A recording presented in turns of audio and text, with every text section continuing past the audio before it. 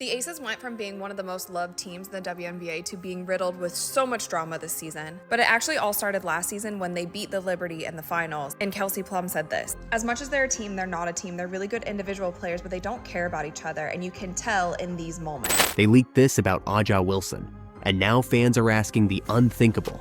Is her career already dead? There is a serious lack of general interest. I'm not talking about interest amongst WNBA hardcores, because WNBA hardcores have been interested in the league for 27 years. However, the actual reason why the WNBA players are going to be able to get more money, the actual reason they're pushing for it, the actual reason they're able to get 5-6 times minimum increase in revenue in salary in the next CBA is because of the casual fans. This is the same Aja Wilson who just pulled off one of the most dominant seasons in WNBA history. An MVP year where she became the first player ever to hit 1,000 points in a single season, and she did it while securing every single first place MVP vote. Total domination. Yet right when she should be untouchable, a leak out of Las Vegas has sparked one of the most heated debates in women's basketball. The truth? What came out doesn't just raise eyebrows. It questions whether the league, the Aces, and even the business of women's basketball itself are undervaluing one of its greatest players. And worse, some are wondering if the system is already lining up her replacement. But just pay attention. See, paying attention is very, very, very wise, you know what I'm saying? But with all that being said, we know Aja Wilson, 3-time WNBA MVP. She put it on them last time they faced each other. I think she had like 38 points, but they did lose the game. So how could a superstar at her peak find her career suddenly surrounded by whispers of doubt? And why are Caitlin Clark and league politics dragging Aja into the middle of a storm she didn't ask for? Now, the Indiana Fever played the Aces, I believe, 3 times this season, and it's pretty much been a close game every time. Now, the Fever have won a couple of those games, dog. Now, with all of that being said, Caitlin Clark did not need to help them beat the Aces. Here's where the leak hits hardest: the numbers. Aja Wilson, a 3-time MVP, an Olympic gold medalist, the face of the Las Vegas Aces dynasty, is locked into a contract worth just $400,000 total. That's only $200,000 per season. Wilson, 28 years old, 1,000 points in a regular season. Why is that not the biggest story out at the moment? Exactly. Why are we talking about Caitlin Clark? Why when Aja was releasing a shoe, were we talking about Caitlin? Think about that for a second. This isn't some unproven rookie trying to make her way. This is the best player in the league, a player who shattered Diana Taurasi's legendary scoring mark, who took the Aces to the top of the WNBA, who literally redefined what dominance looks like. Yet she's earning a fraction of what her true market value should be. And here's where the outrage explodes. The league is already planning to raise the salary cap in 2025, with max deals jumping to $1.5 million. That means Aja will finally be able to cash in. But right now, she's grossly underpaid. Fans are asking, why wasn't she taken care of earlier? Why is one of the all-time greats being forced to wait for the respect she deserves? But the numbers aren't the only thing leaking. There's also the narrative. Media voices have stirred the pot by comparing Aja Wilson's on-court dominance to Caitlin Clark's overall value. First of all, I don't think the Aces play that bad basketball. I think Aja's boring. Like, she lives at the free throw line. She's like Joel Embiid. But ticket prices are down 70% on last year. They are down 70% on last year. No Caitlin Clark, nothing. They are down 70%. The playoff numbers, viewership-wise, are only up because the Indiana Fever played 6 extra playoff games. That is the only reason playoff games are up. The argument? Aja might be the best pure player, but Clark brings something different.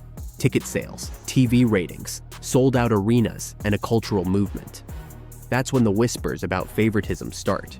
Caitlin Clark signed an 8-year, $28 million Nike deal before she even played a WNBA game. She already has her own signature shoe. Meanwhile, Wilson, a proven superstar with multiple MVPs, had to fight off questions about why she didn't have one yet. The optics are brutal. Fans began to wonder, is the league so focused on promoting Clark as the future that it's willing to shortchange its reigning queen? And Aja herself hasn't shied away from hinting at league agendas.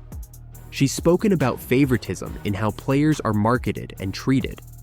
When combined with this leaked contract info, it feels less like coincidence and more like confirmation. But this isn't just about league politics. Inside the Aces, cracks are starting to show. The leak about Wilson's undervalued contract dropped at the same time her teammate Kate Martin revealed she was leaving Las Vegas for Golden State. Martin wasn't just any bench player. She was a fan favorite, a spark plug who consistently delivered in big minutes. Yet in the second half of the season, Coach Becky Hammon cut her role drastically. 5 minutes a game, sometimes none at all. Suddenly she's gone, and her farewell had fans wondering what's really happening behind the scenes in Vegas. If Martin's departure wasn't enough, rumors are swirling about bigger names. Kelsey Plum, a superstar in her own right, has been linked with a potential move. Alicia Clark, Sydney Colson, even Tiffany Hayes could follow. One by one, the pillars of the Aces' dominance look shaky. And when your locker room feels unstable, even a player as great as Aja Wilson can get caught in the crossfire. That's the storm building around her career. On one side, she's dominating on the court like no one else. On the other, the leaks, the undervaluation, the marketing battles, and the teammate exodus all chip away at her position. Suddenly, fans are asking, is she being set up to fail? Is the league putting all its chips on Caitlin Clark while Aja Wilson quietly loses ground? And here's where everything boils over. The leak doesn't just expose Aja's undervaluation, it forces a bigger question. Is the WNBA already writing her out of the script? Think about it. The face of the league, the reigning MVP, the most dominant player of her generation. Yet she's treated like a placeholder while the spotlight shifts to the next shiny star. The climax of this story isn't about money, it's about respect. Fans see the favoritism. They see Caitlin Clark getting endorsement deals, national headlines, and primetime coverage. They see Aja, a proven legend, having to fight for things that should have been hers years ago. That's where the fear comes in. If the league doesn't fully stand behind her, if the Aces continue to fracture, if the business side of basketball keeps prioritizing marketability over dominance, then yes, her career could be in danger, not because she's slipping, but because the system is setting her up to lose. But here's the truth. Aja Wilson's career isn't dead, not even close. Her dominance speaks louder than any leak, any contract, or any marketing agenda. She's already built a legacy that can't be erased. What this leak shows is that the league is at a crossroads. Do they protect their legends and reward the best players? Or do they risk alienating them while chasing after new icons? So maybe the real question isn't whether Aja's career is over. Maybe the real question is whether the WNBA can survive if it keeps playing favorites. And that's where I'll leave it. Is this just smoke or the beginning of the end for Aja's reign? Drop your thoughts below. And if you're still watching, comment Aces Leak, so I know you're one of the real ones keeping up with this drama. I've been saying it for years. I keep telling everybody she's the Steph Curry of women's basketball, college or pro. She is a superstar. Up in time, Clark for the win! Yeah! She put women's basketball on the international map. She shot jump shots from the logo. She went Steph Curry on women's college basketball. She going for history! From snide comments to full-blown rivalries, Caitlin Clark has faced more hate in one rookie season than most players see in a lifetime. But what if we told you there are 7 distinct levels to it, each one more ruthless than the last? This isn't just about basketball anymore. It's about envy, power, and what happens when one player threatens to change an entire league. Because every shove, every quote, and every headline tells the same story. How Caitlin Clark became the most talked about, loved, and hated player in women's basketball. Level 1, the casual doubters. Your only argument for Caitlin is that it would have been a great marketing opportunity, and you don't have basketball experience or chemistry with the group listed in your reasoning. I don't want to hear it. Stephen A., I could actually argue that it hurts the game more if they had given her a roster spot over someone more deserving. Because I think it makes a mockery of the women's game. If the focus on, now we just have to have people because of marketing and their intention, and they're not as talented, we're not putting the best team out there. Before she even played her first WNBA game, critics said her college game wouldn't translate. Pundits claimed her long-range threes would be useless against faster defenders and stronger players. When Clark debuted with the Indiana Fever in May 2024, social media was flooded with comments like, "She'll get humbled quick." But just weeks later, Clark shattered those expectations, becoming the fastest rookie in WNBA history to reach 200 assists and 300 points. The casual doubters didn't hate her because of who she was. They hated how fast she proved them wrong. Level 2, the eye rollers. Levels to this thing, and that's just life. We all went through it. Of course. And you see it on the NBA side, and you're going to see it on this side, where you look superhuman playing against 18-year-olds, but you're going to come with some grown women that have been playing professional basketball for a long time. Then came the veterans who didn't openly attack her, but made sure to downplay her rise. Players like Diana Taurasi warned that the reality of the WNBA would hit her hard. Others echoed that Clark needed to earn respect first. Even broadcasters threw shade, saying she was getting too much attention too soon. What these comments really revealed was discomfort. Clark wasn't just bringing eyes to the league, she was rewriting its hierarchy overnight. Every highlight, every sold-out arena, every ESPN headline reminded the veterans that the WNBA now revolved around a rookie. Level 3, the gatekeepers. This isn't just for Caitlin, but you asked me about Caitlin. If you're going to break a record, to me, if it's legitimate, you have to break that record in the same amount of time that that player set it. Okay. Now we enter the realm of direct hostility. Cheryl Swoops, one of the league's original icons, became the face of this level when she claimed that Clark's stats were inaccurate and that she was being protected by the refs. Her comments ignited a firestorm. Fans accused Swoops of jealousy. Even ESPN hosts like Stephen A. Smith stepped in, calling out the hypocrisy, saying Clark's fame wasn't handed to her, it was earned through performance. Swoops later walked back her remarks, but by then, the damage was done. A clear line had been drawn, the old guard versus the new era. Level 4, the enforcers. Here's Clark for 29 points, gets tripped up. This is where the hate turned physical. During a Fever versus Chicago Sky game in June 2024, Chennedy Carter delivered one of the most infamous hits of the season, a blindside body check that sent Clark crashing to the floor. It wasn't a basketball play, it was a statement. Chennedy Carter now with 12 points off the bench, and Clark. I mean, that's clearly a foul which was called. The question is, will they call it unnecessary? Chennedy Carter, it happened prior to the inbound, so then anybody can shoot the free throw. Carter doubled down afterward, refusing to apologize. Her teammate Dejonai Carrington mocked Clark online, tweeting, "Beside every flop is a camera." Fans and analysts exploded, with ESPN and social media accusing the WNBA of allowing targeted aggression.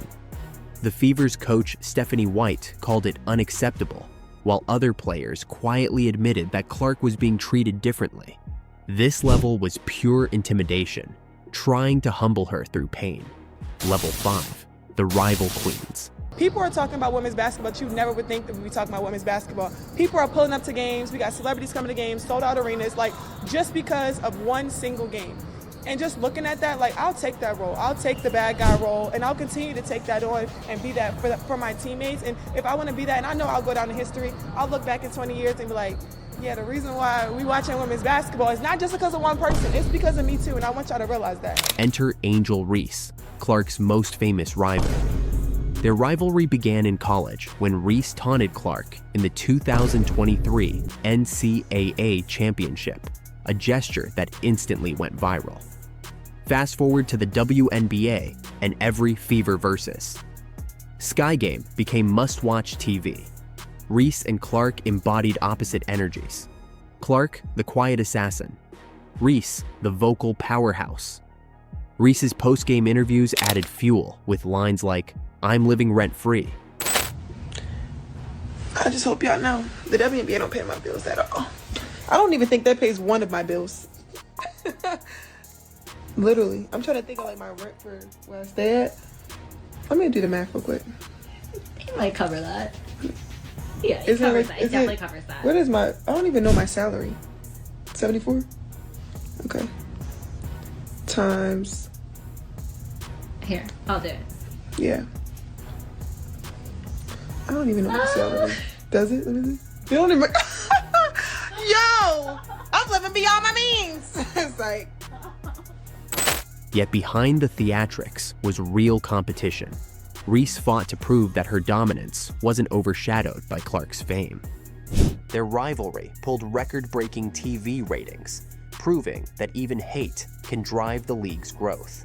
Level 6, the power players. You've only played 540 minutes of basketball, and of those 540, 74 have been against Caitlin. You only got 2 flagrants, and they happen to be against Caitlin.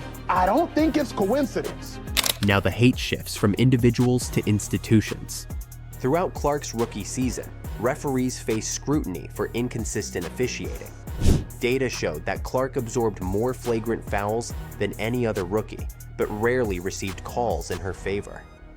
Even Kathy Engelbert, the WNBA commissioner, faced criticism for using Clark for publicity while failing to protect her.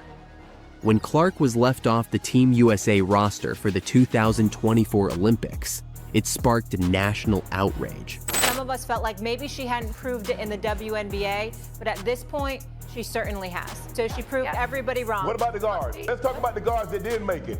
Talk about the guards that did make it. How they play, Andrea? Because you were one of the ones that say she didn't earn it. How did the guards play that within the Olympics? How did they play? For sure, but we can't take how Caitlin finished the W season and pivot that to how she would have done in the Olympics. That's a completely different argument. All I'm saying is look at that point. Look at how she played up until that point. Tracy Gray had only played 1 game before she went to the Olympics. She was outplaying Diana Taurasi. Was she outplaying Diana Taurasi at that point in time that she was on the team? It's a simple yes or a simple no. Was Caitlin outplaying Diana Taurasi? But you can't just factor in current play, Shannon. That's all I'm saying. You gotta factor in. Many saw it as the establishment's quiet resistance, a message that fame doesn't buy access to power. Clark stayed silent, saying only, "I'll be cheering them on," but her absence spoke volumes. The league's biggest star was watching from home. Level 7, the Alpha Challenger. Finally, we reached the top, Aja Wilson, the reigning MVP, the face of the Las Vegas Aces, and the symbol of the WNBA's old guard. Wilson's comments about privilege and spotlight during Clark's rise stirred debate. She never mentioned Clark by name, but everyone knew who she meant. She had this to say about Caitlin Clark, who makes her debut tonight. She said this: Aja Wilson thinks that Caitlin Clark is only popular because she's white. I think it's a huge thing. I think a lot of people say it's not about black and white, but to me, it is. It's really because you can be the top notch at what you do as a black woman, but maybe there's something that people don't want to see, Wilson said to the Associated Press. When the Fever faced the Aces, Wilson dominated, yet cameras still focused on Clark. That imbalance fueled resentment. Wilson represents the one figure Clark has yet to surpass, the standard of greatness she threatens to replace. But here's the twist. Their rivalry isn't built on hate alone. It's about legacy. Wilson wants to prove her era isn't over. Clark wants to show hers has begun. And that's what makes Level 7 the most powerful form of hate. Respect disguised as resistance. From casual doubt to calculated rivalry, Caitlin Clark's journey through these 7 levels of hate reveals something bigger than basketball. Every shove, every comment, and every snub has built her legend piece by piece. She's been labeled overrated, targeted on the court, mocked by peers, and left out of the biggest stage in the world. But every time she's answered with performance, breaking rookie scoring records, hitting logo threes, and filling arenas that used to be half empty. This hate didn't break her, it branded her. Because the truth is, Caitlin Clark didn't just survive the hate, she used it. Every foul turned into a headline, every rivalry became a ratings boost, every critic turned into a stepping stone. And now, as her story keeps unfolding, one question remains. If this is what the league looks like when everyone hates Caitlin Clark, imagine what happens when they have to respect her. If you're still watching, drop Clark Level 7 in the comments. And tell us, which level of hate do you think went too far? Hit subscribe for more deep dives into the drama, rivalries, and power plays shaping the WNBA. Great to be here with you guys today. Kathy Engelbert is cooked. Well done. Put her in the air fryer and forgot about her. Put her in the oven and left her in 30 minutes too long. Kathy Engelbert is cooked. She's finished. If there is a league for 2026, Kathy Engelbert's not going to be in charge of that league. Shocking. Referees caught red-handed taking bribes before the Indiana Fever versus Las Vegas Aces semifinal. Fans are furious, players are outraged, and the WNBA may never recover from this scandal.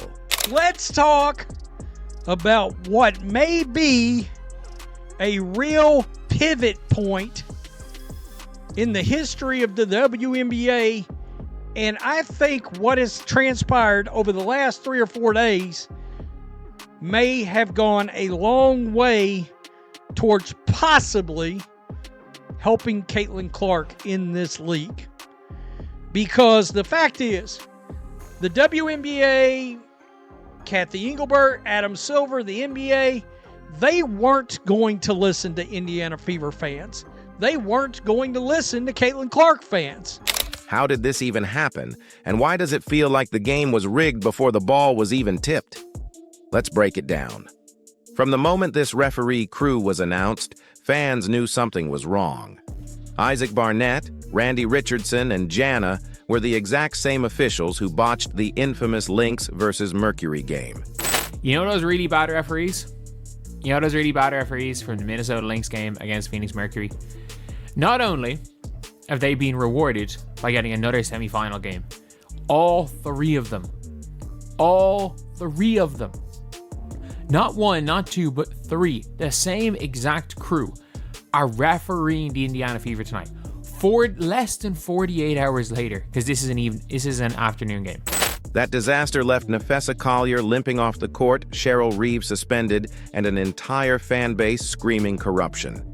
And instead of accountability, the WNBA doubled down and handed the same 3 referees Caitlin Clark's biggest playoff test yet.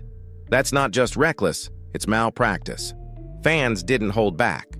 Social media exploded with the word corruption. One clip shows Cheryl Reeves saying it plain and simple. The officiating crew that we had tonight, for the leadership to deem those 3 people semifinal playoff worthy, is malpractice. And this is the look that our league wants for some reason.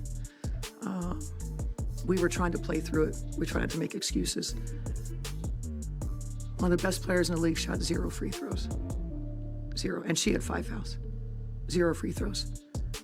Got her shoulder pulled out and finished the game with her leg being taken out and probably has a fracture. And so if this is what our league wants, okay.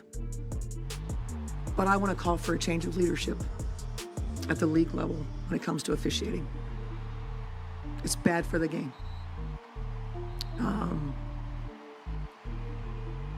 The officiating crew that we had tonight, for the leadership to deem those 3 people semifinals playoff worthy is malpractice. That's a head coach calling out the league's leadership on live television, And what was her reward? Suspension, fines, punishment for telling the truth. The news just came out that Coach Cheryl Reeve was fined $15,000 for her comments made about the referees, and Coach Becky Hammond and Coach Steph White were both fined $1,000 for pretty much standing up for Coach Cheryl Reeve and saying that some of her points were valid. So it truly seems like Kathy is cracking down on this referee talk. This isn't paranoia, it's a pattern. In that Lynx Mercury game, Alyssa Thomas hacked Collier over and over, 0 whistles. When Reeve demanded accountability, she was silenced. But last night, Nafisi Collier got injured by Alyssa Thomas. Now, the irony in all this, Becky Hammond calling out the physicality in the league, Cheryl Reeve losing her ever-loving, and we'll look at that. I don't blame her. I'd have lost my mind too. Now those same refs are in charge of the Fever Aces matchup, the one series that was supposed to showcase the league's biggest stars. Instead of Clark versus Wilson, Boston versus Wilson, and Mitchell against Young, the storyline is referees and bribes. But anyway, yeah, WNBA assigned to 3 officials it's awful. It's a bad look on the league. And I mean, I think we have even more, I'm not going to say like proof, but I think there is now a situation where it's not out of realm possibility with this blatant, like something this bad, it's not out of realm possibility that Kathy's sabotaging this league. Look at the numbers. In the Mercury game, Minnesota had a 10-rebound advantage and still lost. Why? Because the refs swallowed their whistles every time Phoenix got physical. Alyssa Thomas stripped Collier across the body, clear contact, and somehow it was called clean. Collier limped off, fans saw it, and officials just walked away. Now those exact same officials are responsible for Clark and Boston's health in the postseason. Fans aren't imagining things. They know exactly what's happening. And here's where the outrage explodes. Kelsey Mitchell drives into contact all season and gets nothing. Meanwhile, Jackie Young breathes near the rim and gets free throws. Aaliyah Boston gets elbowed in the paint, called for fouls herself, while Aja Wilson bulldozes defenders untouched. And then there's Caitlin Clark, the league's biggest draw. She's been shoved, tripped, elbowed, even body-checked like it's hockey. 0 protection. Fans don't just see it, they document it. They post clips, they tag the league, and every time the referees look the other way. One fan summed it up. The WNBA says they want to grow the game, then assigns the most hated refs to the biggest matchup. That's not growth. That's self-sabotage.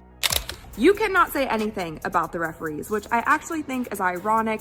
Why wouldn't they spend more time investing in the referees and trying to get them better instead of cracking down so hard on anybody saying anything about them? It's wild. But the corruption goes deeper. The Aces are the league's golden child. Vegas is the money market. The glitz, the ownership, the star power. The league wants them in the finals. Everyone knows it. So when the same crew that already saved Vegas with swallowed whistles is assigned again, it doesn't look like coincidence. It looks like favoritism. And favoritism destroys trust. Think about the consequences. If the Fever lose on phantom fouls or no calls, fans won't forgive it. Every whistle will be scrutinized. Every time Clark gets hit and no call, fans scream conspiracy. Every time Wilson gets a soft whistle, outrage explodes. And that's the toxic environment the WNBA created. Let's talk specifics. Isaac Barnett is notorious for handing out quick technicals. If Clark claps her hands after a missed call, tech. If Stephanie White protests too strongly, tech. Meanwhile, Wilson bulldozes Boston in the post. No whistle. Randy Richardson is chaos incarnate. One possession he calls touch fouls, the next it's WWE wrestling. No rhythm, no consistency. And Jana, fans literally call her invisible, disappearing when games get physical. That's the crew managing the semifinals. This isn't just incompetence, it feels like corruption. Because when the same referees keep appearing in the biggest games, making the same mistakes, punishing the same players, protecting the same stars, fans stop believing. And once fans stop believing, they stop watching. Sponsors stop paying. And the league's credibility evaporates. The Fever fought all season to make it here. Boston carried the paint. Mitchell played through fire. Lexi Hull battled through injury. And Clark sold out arenas every night. The reward, being thrown in front of the same refs who already embarrassed the sport. That's why fans are saying it feels like a setup. That's why words like bribery and rigged are trending. Because the WNBA had a chance to showcase greatness, and instead, the refs stole the spotlight. Cheryl Reeve warned everyone, when you let the physicality happen, people get hurt. There are fights, and this is the look our league wants. How dangerous it can be. You're hearing it from the other series. You're hearing other coaches. You're hearing Becky talk about when you let the physicality happen, people get hurt. There's fights. And this is the look that our league wants for some reason. That's not an outsider talking. That's one of the most respected coaches in women's basketball. She called it dangerous. She called it malpractice. And for speaking the truth, she was punished. That tells fans everything they need to know. The betrayal is staggering. The WNBA has spent the entire season running commercials begging fans to embrace the next generation. Clark, Boston, Reese, the rookies driving record ratings. And when the playoffs arrive, what does the league do? Assigns the very refs fans despise. Instead of showcasing competition, they showcase corruption. And the irony is brutal. Caitlin Clark is the league's cash cow. She sells jerseys, fills arenas, shatters TV ratings. She puts money directly into the league's pockets. Yet instead of protecting her, they've set her up to get hammered with no calls. That's not just incompetence, that's biting the hand that feeds you. Fans aren't stupid. They don't demand special treatment. They demand fairness. They want to see stars shine, not refs dictate outcomes. And right now, instead of talking strategy and matchups, fans are debating bribes and favoritism. Instead of hyping Clark versus Wilson, they're asking if the game was rigged before it started. And that's the core problem. Once fans believe the league is rigged, you've lost them. No marketing campaign can fix that. No highlight reel can erase it. Credibility is everything. Without it, every game feels tainted. The Fever versus Aces could have been the series of the year. Instead, the headline is referees caught taking bribes. And until the WNBA addresses this crisis, every whistle will be questioned, every foul debated, every outcome doubted. So what do you think? Is this pure incompetence, or was the game rigged from the start? Drop your thoughts in the comments, and if you're still watching, drop Protect Caitlin so we know you're part of the real conversation.